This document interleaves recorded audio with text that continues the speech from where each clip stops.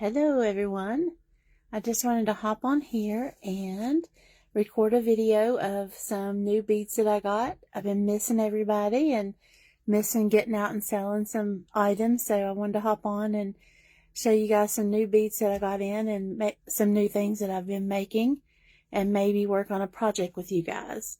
Facebook hacked my jewelry page, so I'm having to use my personal page to do that, and I created a new page, but it won't let me go live on that page because you have to have so many followers to go live. So we'll go live here, and then maybe we'll have enough followers soon to go live on the other page. Let me flip this around and we'll start talking about beads and jewelry. Okay. Let's see here. I need to work on this setup too, so it'll be better for me and for you guys. But we'll just start this out slow and see how it goes as we do videos. I've been wanting to do kind of how-to videos for a while, and I just haven't gotten around to doing it.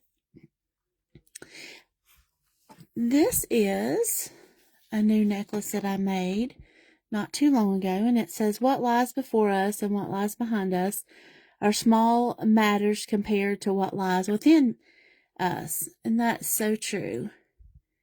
And I see Teresa. Hi, Teresa. So with this one, this necklace here, what I did is I just took some beading wire and made my own connections. So I just took a jewelry wire. This is a 16 gauge, just a little bit thick wire, but you kind of want that when you're making components of a necklace because you don't want that to easily pull apart on you. So I took a little bit of a thicker gauge wire and made each one of these little beading components. And then once I made each component, I just connected it together and created a little necklace. And when you're building a necklace or a piece of jewelry, you can go off of the story or something that means something to you. This one for me, I thought, well, you know, as we get older, we get wiser, the wise old owl. You know, what lies before us, what lies behind us are small matters. So sometimes we just have to use our wisdom and keep on going in life. So that's one that I made. And let's see here. Let me get this wire out of the way. This one, it says, "Live for the moments that we cannot put into words." And I just thought, you know what? Sometimes when you have those moments, you feel free, kind of like a butterfly flying around. So that's why I used the little butterfly charm. And then I kind of just built off of that the colors that I liked. And you may hear my dog in the background. She just got her a bone. And so we just went and built the components. Now also, too, this one, what I want to show you is, if you look, you have connections. You have 1, 2, 3, 4, 5, 6 connections there. Okay? And then if you look, those connections are about the same length as this necklace that I made. And these connections, and we have 1, 2, 3, 4, 5, 6, 7 connections there.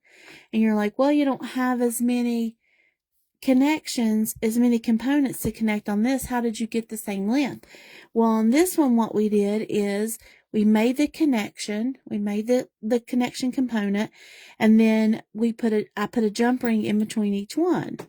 So that gave me a little bit more length, and also kind of spread it apart a little bit to where you could see the beads a little bit better, kind of highlight the beads a little better, and also kind of more bang for your buck if you're selling jewelry. Hey Valerie, hey Regina. If you're selling jewelry and you want to kind of cut down on costs, jump rings aren't as expensive as gemstones, so that's the thing that you can do. And then we just put a little bit of enhancement here too for the butterfly. So I got some new jewelry beads in from a new company I've never ordered from before. So this This is my order, so you guys are going to look at it with me, and we'll see what we have in here. Hopefully we can do these videos on my jewelry page, so some people will think, why in the world is she on regular Facebook? But alright, so we got a ton of stuff here. So we'll just go through what we have, and then maybe we'll make something. We got some little fishhook earring components there. Put those in the bag. I love these maple leaves. These are so cute. These are two different kinds. So we've got a kind of like a bluish gold and peachy color there, if you guys can see those. And then this is more of a turquoise color. Those pretty. All kinds of stuff. I've been making a little bit of jewelry here and there, but I haven't done any jewelry shows or booked any for a little while. Just got some texture jump rings. These texture jump rings are good to add kind of character to your jewelry and just give it that extra little detail that it might need. These were violets. These are little violet beads. These are pretty cool.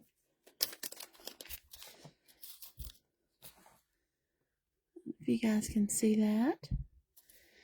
I think these are checked glass violet beads. Let's see. Let's look at the invoice. Let's see here.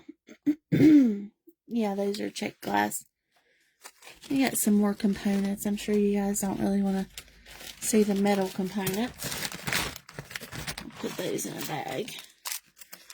Got some more violets. This is a different color. This is a kind of like a yellow and mauve color. Really cute. I love these. These are English cut beads. These are so pretty.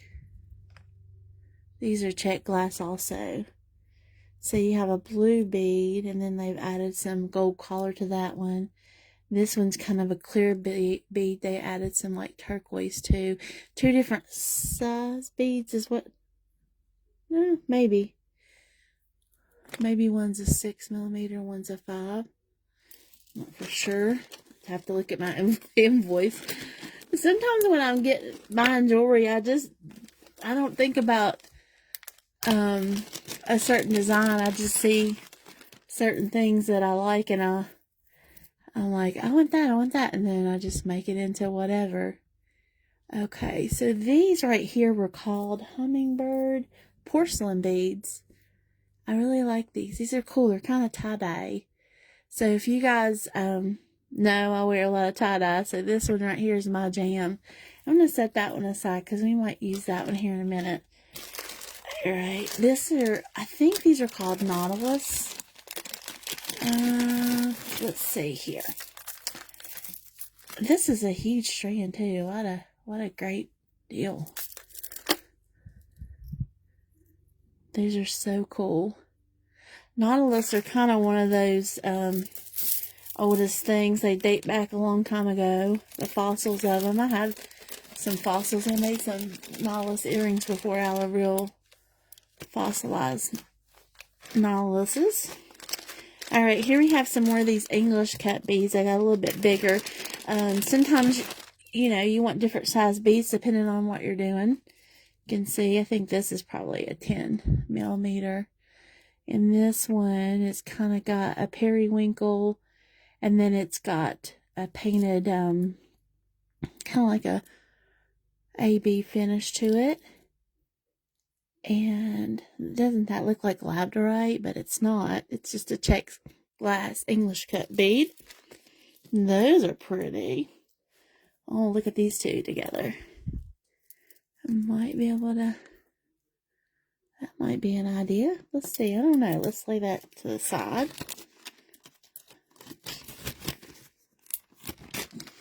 It's always fun to get a bead package. These are called O beads.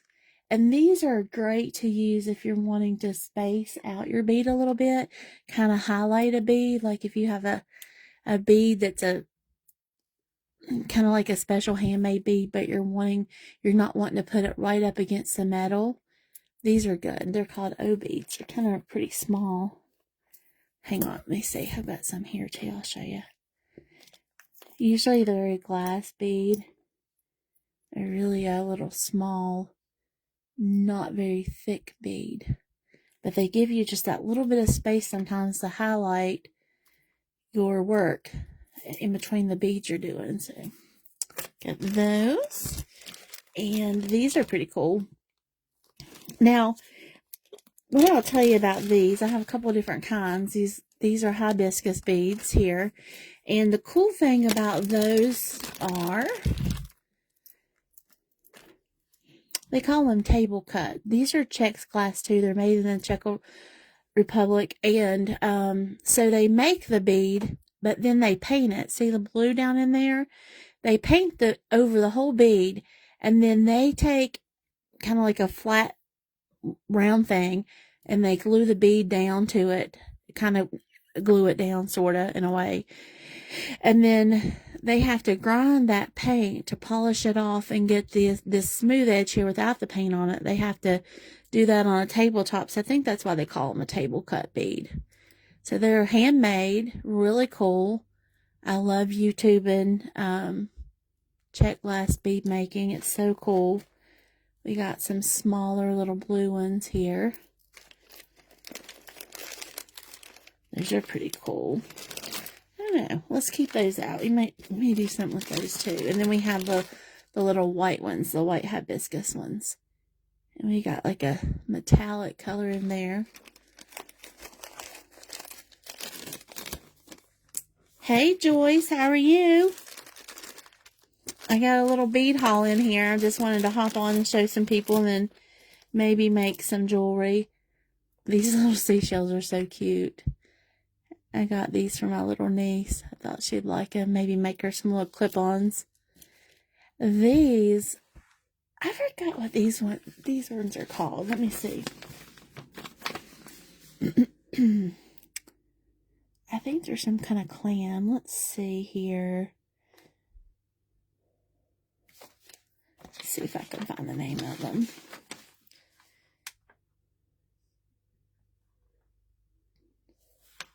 Oh, scallop shell. That's what they're called. But oh my gosh, I thought these would be so cool. I have a bunch of different like ocean charms. I don't know if that would be something I'd want to use. Maybe something else. I have a bunch of different charms. I'll show you guys one day. I'll make a video and show you how I organize my charms. I don't want to make this video too long, but I think that would be pretty cool. I got a pretty good bead setup here, jewelry station setup, but I cleaned it. We cleaned out our spare bedroom and turned it into a room for my husband to start doing guitar stuff. So we brought a bunch of stuff out of that room, and now my bead station's a little crowded. So I've got to go through beads I had packed away in that room. These are wild roses. My mom had the prettiest wild rose bush when I was little. It was pink, and that thing was huge. And when my aunt got married, I was her flower girl, and I remember getting the rose petals for the wedding off of that rose bush, and it was the prettiest pink wild rose bush. It had to be like, I don't know, 5 feet tall. It was pretty tall. We got some more English cut beads here, and also these. I think these are just rondelles. And these are very goldy looking. They're clear, but they have like a gold finish on them. And then these are English cut. These are probably 10 millimeter. Well, these are a little bit big. But these will look good in something. Alright. I'm getting through the bead haul. Let's see here. Got some little flower beads. These are super cool. I don't think I have any. over here that I've used these on. No. I was trying to see if I had any earrings made that I've used these. These little flower beads are fun to play with. I'm trying to think what the name of these were. What the color of them were. What did they call these? All these are check glass. Because I'm obsessed with check glass right now. Oh, bellflowers. They called them fruitcake. Which is kind of cute. They're fruitcake colors. They have kind of that AB finish on them too. They're really pretty. I hope the camera's focusing for you guys. I'm getting to that point to where I can't see with my glasses on.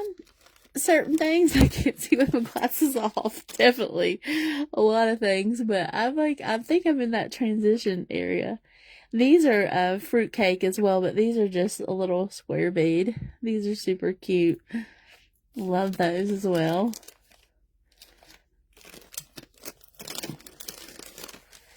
Irish wax linen. So much fun. So much fun to work with. This is like my new obsession. I discovered a girl that makes her own polymer clay beads, and she uses a ton of Irish wax linen, and I was like, oh my gosh, why did I ever know about this before? But it's super easy to work with and super fun. We'll make a project with it one day. Hopefully I can keep these videos going. Now these are English cut as well. These are so cool. Love the tones on those. Just all kinds of different tones. Earthy blues and kind of brownies tones. Super cool. Like those. So we got some more hibiscus. These are super cute. These shell beads. That's cute. They're drilled straight through. So you could use them for bracelet, necklace, earrings. And you could put your wire straight up and down through there.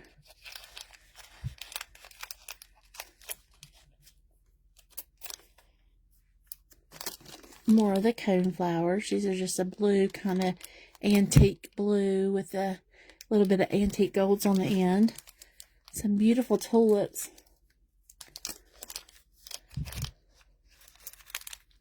Beautiful little tulip bead. Okay.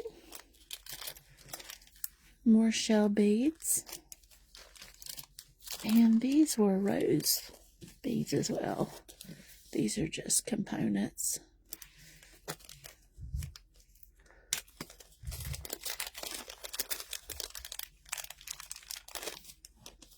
Aren't those pretty? Can you see that good? I think it's going to focus better down here for you.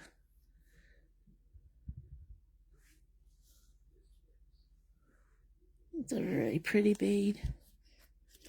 These would be pretty in a bracelet, I think, or a focal on a necklace. I like those a lot.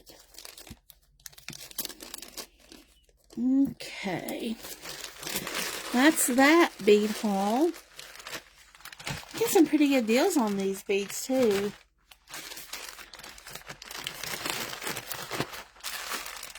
Now I'm going to show you guys a little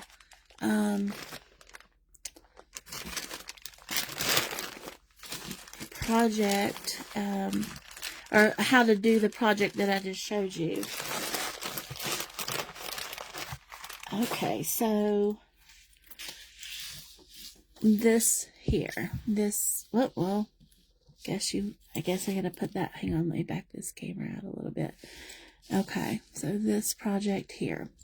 So what I tend to do sometimes is I have these little trays, and some days I'll be tired, I won't make anything, but I will want to play with certain things, so I'll just start playing with components, and I'll just get a little tray of things that I think go together, like this one right here. Your past doesn't determine who you are. Your past prepares you for who you are to become.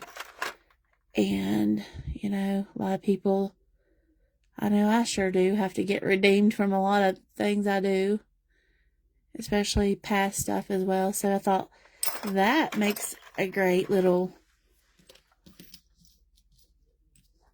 setup there, little component kind of. So I just bought so many of these in a pack, probably Hobby Lobby. I'm not for sure. I have a lot of jewelry components that I've had over the years, so I don't really know where they came from. They may have came from Joann's, but I just had a pack of these, and then I started thinking, what goes with those? Like, in every walk with nature, one receives far more than they ask.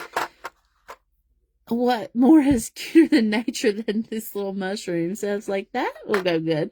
So I start kind of like building there of things that I think about that I may like. And I start building from that.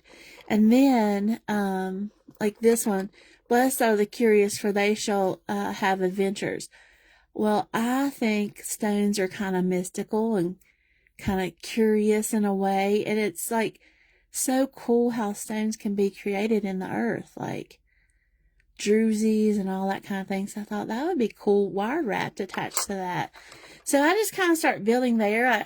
Sometimes I'll set up a tray of all kinds of different projects, and I'll have like components that I want to put together, and then I'll build from there. So this one with the cross, I usually get these little tiny bead trays. I have a big bead tray in the same kind of tray itself, and it's, I don't know, probably 16 inches longer. But these came from the Dollar Tree, and they're pretty cool because they're easy to move around. And sometimes I'll do multiples of those. Let's see. Like here's one I was working on a project with, but I'll do multiple ideas, and then I'll kind of stack them. And so I'll get so many things ready, or ideas ready, and then I'll play with each one, and I'll have 4 or 5 of these ready, and that way one day I can just come in and start. I already have ideas ready. So these are real cool. They're, I don't know, probably not even a 12 inches long. So they're really easy to move around and kind of go with you on the go, and use for multiple projects. And they're only $1 something at the Dollar Tree. So these are really cool. Like I said, I have a big one, but it limits me on my ADHD of wanting to hop from one thing to another, because when I have it out, I don't have any room for anything. So sometimes I'll have a couple of these out, and kind of vibes off my ADHD better. Okay. So the first thing I do is I kind of think about what do I want? What do I want this necklace to be, or what kind of story do I want it to tell, or what colors am I into for the day? So since this one has some bling in it, I'm thinking more blingy than porcelain. I'm not thinking porcelain's probably going to go with that one great. I'm thinking more blingish. And sometimes you build a necklace with someone in mind. Like, I'm not a real blingy person, so this is not going to probably be a necklace that I would wear, but I know certain people who are blingy. And so I'm like, let's make a blingy necklace for somebody else that would enjoy it. Now I'm trying to think, what do I like? Oh, I hope my Facebook doesn't time out. It keeps giving me a warning. Do we like this? We just start thinking, we just start looking at stuff. I kind of like these. Kind of like them. Let's put some out and see. Also, before I get started, just because I ran into this before with this English cut bead, we're going to use this 18 gauge wire. Some beads are not going to fit your 18 gauge wire. See that? So before I even get started, I might want to not go that route, because 18 gauge is not going to be a fun project to deal with, because then you can end up with this result. You bust your English cut bead in half, because I'm trying to push that 18 gauge in there and it just doesn't work, and then snap. I also use these little, I'm not one big person for trash cans on your desk, like the little mini trash cans, but I like to use these when I'm using cutters or my one-step looper or whatnot. I like to use these because I just use like a little bin, and when I cut, I put that under it and it drops down the leftover into this little bin, and then I can just throw all this away at one time, and I don't have all this crap flying all over my room or all over my desk. I certainly don't want to step in it. I don't want my dogs to step on it. So anyway, I just get something small, and I store some of my charms in these. They're from the Dollar Tree as well. So I had some extra ones, so I just use these little bins, like little trash bins, put them underneath the projects when I'm working. Okay, so that's a thought. So we know that this English cut is probably not the best road to go down with the 18 gauge wire. And I like this one when I'm making just a component and I'm not wire wrapping the bead. When you're wire wrapping, you're doing that. So you're making your loop, and we'll get into that later.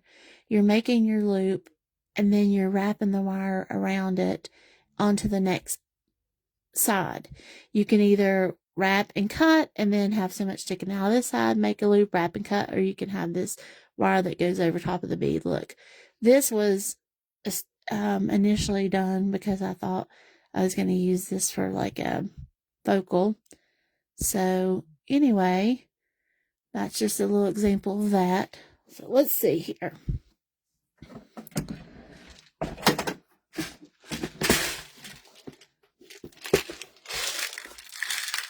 And then also, when I set up my beads, I have these little trays here, these little jewelry component trays, and I try to set them up in different categories. Like all my black beads or dark beads, I try to put in one container, put them together so that, hey Jim, oh, I love you Jim, miss you.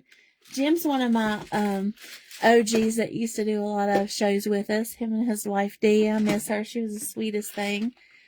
So, and then like this one is a lot of natural gems, and so I put a lot of natural gemstones in it. So this one's not so much on color, it's more on the bead itself, because I don't want to mix my natural beads in with my colored beads. I want to put anything natural together. So that's just an example of kind of how I organize my beads. We can get into that one day too. Let's see here. But let's get into what kind of design we'd want to make on this necklace. And let's see here. I like these. My dog's snoring. I like these. These are kind of like a little cube bead. So we'll get one for each side of that. And we're just going to build from there. What else would we want to do? Maybe this would look cool in there somewhere. What else? Let's see here. Let's just see what we like to do. This is kind of what I do. I kind of go back and forth with my different trays of beads and look and see what I have, and kind of just like what talks to me, what do I like, what makes sense, what makes a story, what's cool for me that day. Kind of thinking pink, but not pink. I don't know.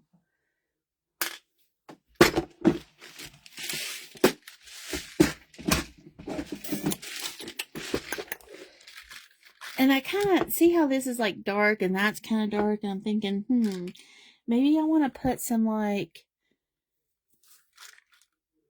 little bit of darkness to it, or off color to it, or whatnot.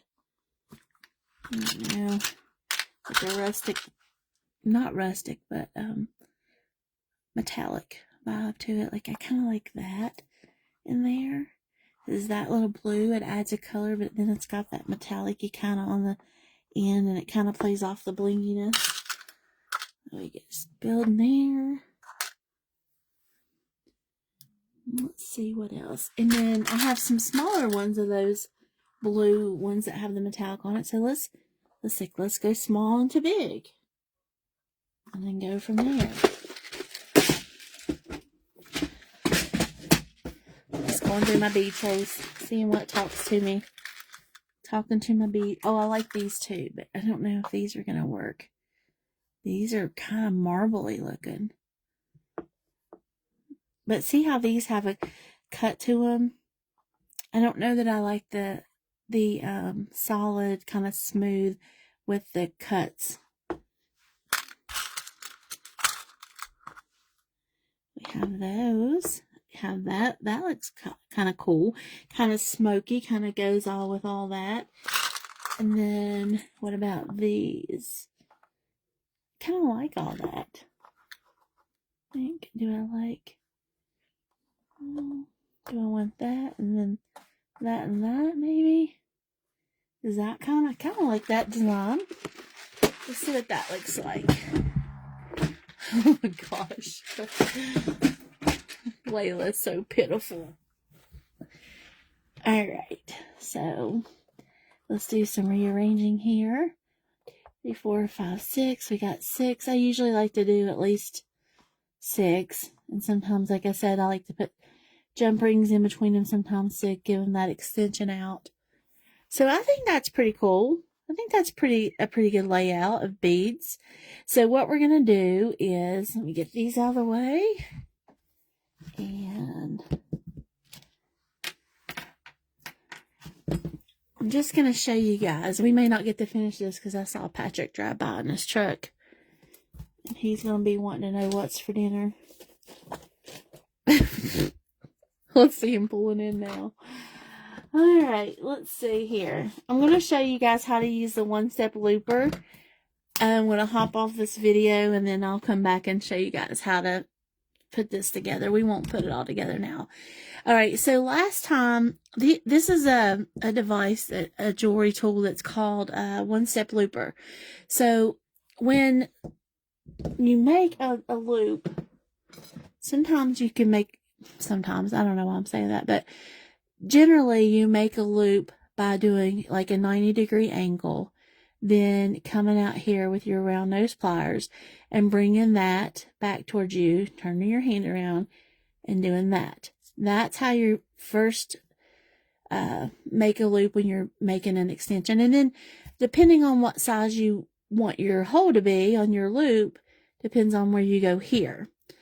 Okay, so imagine making these for all that, and you're just looping away, which is fun. I found it relaxing. Some people don't.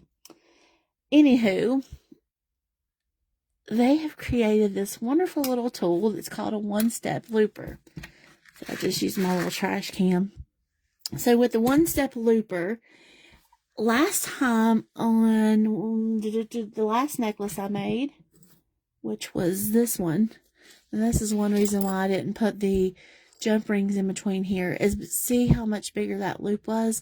I used the 3.0 millimeter hole on the one-step looper. Whoa, whoa, whoa, whoa.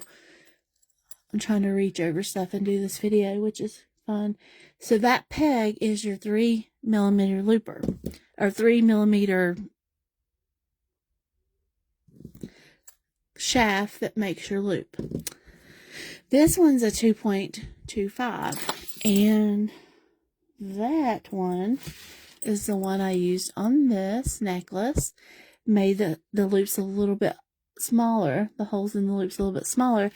I think I liked it better. And one reason I liked it better is because the shaft on this one took up more room. So when I was trying to use an 18 gauge wire in there, it really wasn't wanting to work as well for me with the bead in it also. So the 2.25 has a lot more room in here. Oh, I'll come down. A lot more room in here. So I liked it better because it was easier. And it served me just as well to have my loop a little bit smaller. So with the one-step looper, what you do is, I'm going to hold it this way just so you can get it on camera. You come in here on this side. Now, sometimes you're not going to need to make a loop on each side. Sometimes you're going to use a head pin that already has a loop, and that's fine. And we'll go over that in a video one day as well. So what you do is you start giving that a little squeeze. You give your tool a little squeeze. When you do, it cuts off the end piece. It starts making that round loop for you. I find if you just make a loop like that, it's going to be straight on one side and not curved. So when I almost have that loop done, I bend this piece back just a little bit to give it that little curve that it needs to make it straight. Okay? So then what you do, and don't worry about these being off a little bit and not completely straight, like the metal straightened out where you need it, like your loop completely closed. Don't worry about that right yet, because you're going to connect these together to create your necklace. So don't worry about that right yet. So you're going to put your bead in, okay? And then you're going to come to the other side, and you're going to, this is kind of awkward because usually I'm like holding my my looper here close to me up to my eyeballs. And now I'm holding it weird so I can do this on camera. So you're going to, these loopers have a little hole in them here so your wire can go through. So you're going to put this in, and you're going to put that bead up against this part of the looper, okay? But you're not going to push it so much to where when you do and you start to squeeze your looper close to make your hole, that it's going to bind this up and crack this bead, okay? Then you're going to have one of those beads like I showed you a moment ago in your little trash box that you cracked, you busted. I busted another one as well. This one didn't crack in two, but when I, you can't really see it real well. When I did the bend on it, I had it too snug and it popped a little piece of glass off there. That's just what happens when you're making jewelry sometimes. Okay, so also you want to think when you're using the looper, sometimes when you're making jewelry connections, you'll want one loop going this way and one loop, I'm going to turn this just so you can understand, one loop going the opposite way. So when I make the squeeze, I'll have a hole opening here, but my other hole opening is going this way. That could depend on if you're going to hang charms from something, or how you want your necklace to lay. I did that. Let's see if I did that with this one necklace. I don't think I did. No, made them all the same way. Okay. So when you're making a necklace, I don't really have a certain way that I need it to, the hole to be, because I'm just connecting a chain together. I'm not trying to feature a charm or anything like that. So we can make the loop the same way. So you've got your wire through here. We've got our first loop, our bead. Then we put this through the one-step looper here. You've got a piece of your wire coming out the end. We kind of got this snug, hey Carm, kind of got this snug up against here, but not too snug. And then we're going to give it a little squeeze. I'm going to try not to tear everything down.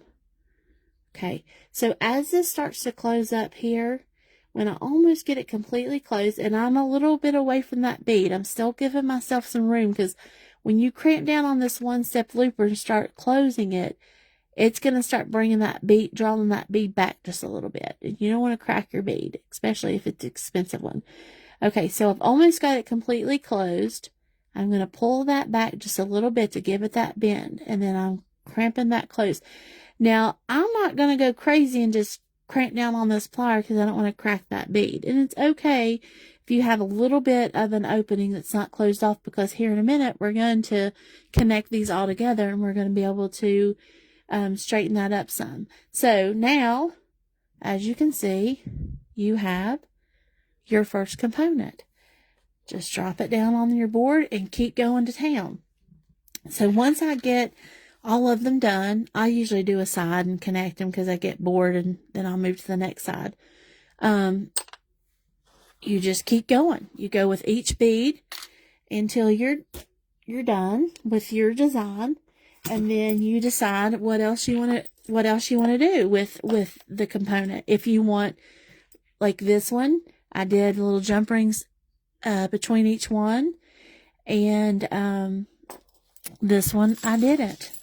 One reason I didn't is because the holes were bigger. This was the 3mm one-step looper that made a 3mm loop, and then this was the 2.25. It made a smaller loop. So I kind of thought with this big loop and a big jump ring in between, it would kind of look weird. But I kind of like this design here where it's a smaller loop with a jump ring in between. I kind of like that. And it kind of spaced out the bead and kind of like highlighted each little bead. So this one is with a jump ring in between each component that I made to connect together to make a chain. And this one's without, but this is a bigger hole. This one's a smaller hole. And you just keep going, like I said, with each bead and until you're done. And then also what you can do too is once you're ready to start connecting your beads together, what you're going to do is you're just going to open up the bead, open up the loop. And how you do that is you never want to just open it up this way, like take this away, because you'll never get the round circle back. You want to kind of open it like this. You either want to bring it towards you or bring it away from you, and then you're able to hook the next thing that you're wanting to do, the next component you're wanting to attach to it, you're able to put in there. Like I'll show you an example here. So once you get, it's going to use my trash thing, my little trash piece here. So I'm going to open that up. See how that's open? Sorry, not on camera. I open that up, and then say there's a bead on the other end of this, which there's not. Just using it for an example. Put it in there. Oh yeah, I look forward to showing Lena how to make jewelry. And then you're going to close it back like that. And then I always try to just kind of give it a little squeeze where the opening closes to make sure it's flush, because it can feel a little scratchy on people's skin. And when I make jewelry, I try to think about making stuff that wears comfortable, and it's a piece that people go to and want to wear all the time, because it's just one of those things like a comfy shirt or a comfy pair of pants. So, say your other bead was hanging there, then there goes your loop. There goes your chain starting. So I'm just going to take that off. So again, I want to open this loop up. So instead of pulling it out like this and springing the loop, I'm going to push it back or pull it back towards me, take the component off, close it back. And I like to also, I've noticed, it's just my preference. I didn't do it with this one, but when I'm making these with the one-step looper, when I'm making these jump ring component, not jump ring components, but these components that hook together, I like to make the openings on opposite ends. I didn't do it with this one, but see how the opening for this is on this side, and the same thing here. I actually like to have it reversed and have one on this side and one on that side. And when we complete this necklace later, I'll show you what I mean with that. But I'm going to hop off here now because I see Patrick coming in and my dog's barking, so you won't be able to hear me. But we'll hop on and do a continuation of this necklace, and I'll show you what I mean. I think it kind of lays better. I did another one like that to just test it out, and it kind of laid better, or hung better rather. So there you go. That is the start of a necklace that we're going to make, and we'll put it all together, start to finish. I'll show you how to do it all, and we'll go from there. We'll go move on to some other things. hopefully people enjoyed this video. If you did, then give me a like and or comment. Comments and likes are great. Facebook likes that. It kind of moves you up a little bit in the algorithm with things. So yeah, give me a comment. Let me know what you guys thought about this video. If you liked it, what you would like to see some of. I know I have a lot of jewelry making friends out there. So definitely give me some comments on it. Let me know what you'd like to see in videos. And if you have any questions, if I have an answer, I'll let you know. I'm a self-taught jewelry maker, so I'm not a professional jewelry maker. See you next time, Carm. So that's the fun thing with just creating. Just, teach yourself how to do something. I used to teach jewelry making classes, and I thought about doing some more classes soon, like personal classes instead of just on video. But I like to teach people how to do certain crafts, and that helps them be creative and whatnot. So give me some comments. Let me know what you guys want to see. If you enjoyed this video, just let me know you enjoyed it. Put enjoyed. Give me a thumbs up, whatever. That way I kind of know what direction to go in. But I'll see you guys soon. We'll finish up this cross necklace and we'll move along to something else.